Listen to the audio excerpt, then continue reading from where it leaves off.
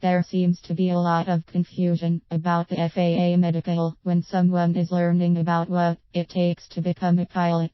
This article is intended to answer all your questions. Questions such as: what is an FAA Medical? What type do I need? What do I need to pass one? How often do I need to get one? Where do I get one? How much does it cost? Let's get started. What is an FAA Medical?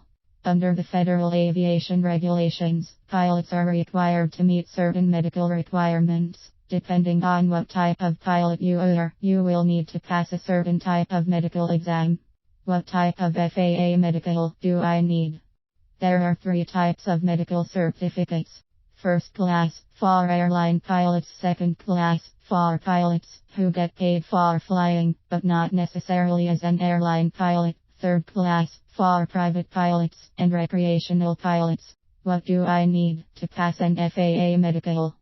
The FAR's Federal Aviation Regulations list the requirements for each type of medical certificate.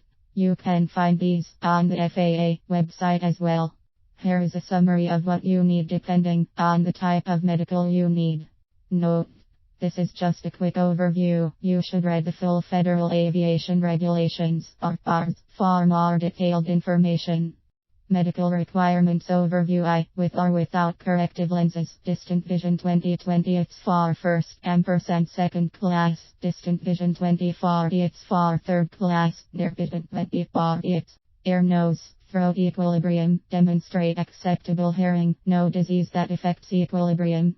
Mental, no personality disorders, psychosis, delusions, bipolar disorders, or substance abuse.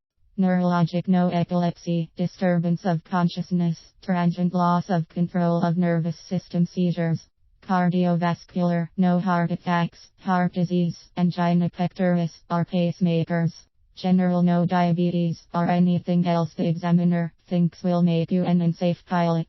So what happens if you are denied a medical certificate? If you have reason to believe that your application should not have been denied, you can appeal. The process is lengthy and may take several months, as does anything with the FAA. FAR 67.409 talks about the appeal process. What if you have reason to believe that you won't pass an FAA Medical? Are you doomed to be a ground dweller forever? Not exactly. If you have never been denied an FAA Medical certificate, you can become a spar pilot.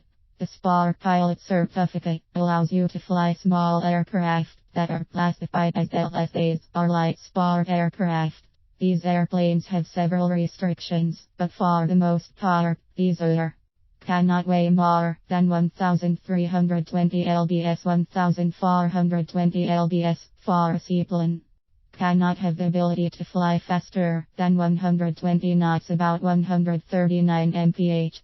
Can carry more than one passenger. To find out more about LSAs and spar pilot certificates, visit the Experimental Aircraft Association EAA website, http://www.ea.org. Medically, you still have to be fit to fly. However, you only need a current driver's license to prove this.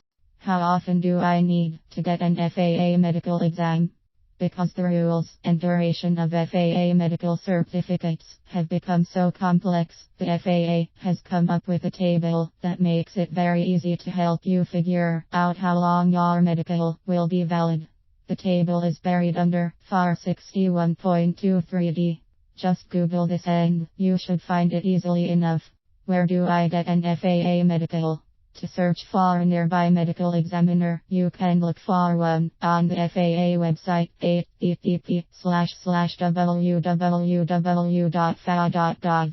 However, since every aviation medical examiner is different, they have some latitude in determining whether you meet the requirements or not. Be sure to ask some local pilots who they recommend.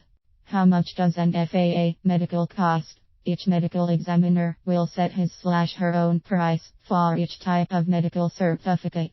My experience has been that they cost in the range of $540